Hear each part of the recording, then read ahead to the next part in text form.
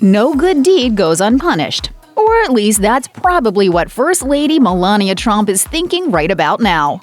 Just as she's done each year during her time as First Lady, Melania continued her Christmas tradition and paid a visit to Children's National Hospital in Washington, D.C. on December 15, 2020. And just like every year before, she read a Christmas book to the patients while there. This year, Melania opted to read Oliver the Ornament Meets Marley and Joan and Abbey, as reported by CNN. And before starting her annual reading, she addressed all of the hospital patients and even gave a special shout-out to one of them. According to People, Melania said, "Hello to the patients in the rooms that they're watching us, and a special hello to Kellen, and I hope you're feeling well. Stay strong and keep fighting." But here's the catch. She did it maskless, during a pandemic, at a hospital, with a policy that states that everyone must wear a mask. It is worth noting, however, that the First Lady arrived to the hospital wearing a mask, but once she sat down to read the book, she promptly removed it. As one can imagine, the backlash swiftly ensued. But what did the hospital say about the First Lady bending the hospital rules? And what about the White House? What did they have to say? As it turns out, model-turned-First Lady Melania Trump has the support of Children's National Hospital following the scandal, and possibly even had their permission to remove the mask in the first place.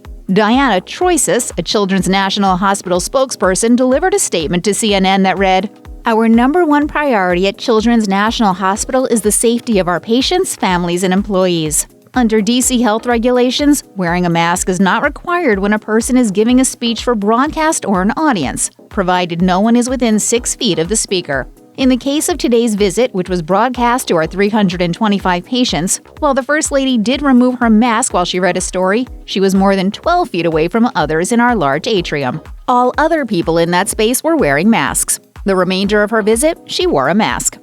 And while the First Lady's office did not immediately respond to CNN's request for comment, they did appear to offer up an explanation of sorts sometime after the visit took place, echoing the hospital spokesperson's sentiments. In the readout, they said, "Throughout the holiday program, the First Lady was more than 12 feet away from others in the 4-story atrium," and that her visit, broadcast to 325 inpatient hospital rooms, followed the guidelines. And there you have it, folks.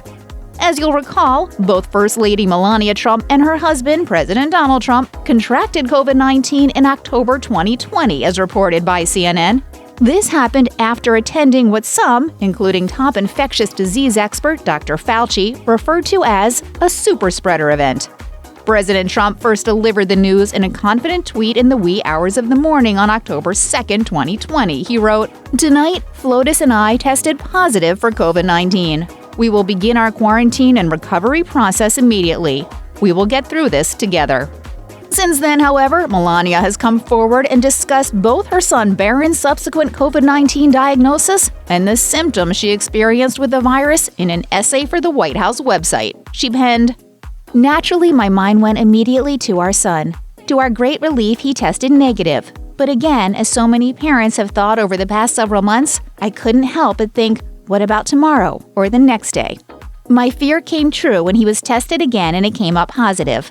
Luckily, he is a strong teenager and exhibited no symptoms. I was very fortunate as my diagnosis came with minimal symptoms, though they hit me all at once and it seemed to be a roller coaster of symptoms in the days after. I experienced body aches, a cough, and headaches, and felt extremely tired most of the time." But what does Melania attribute to her recovery? According to the First Lady, it was a combination of a team of wonderful caretakers, along with her holistic approach to medicine.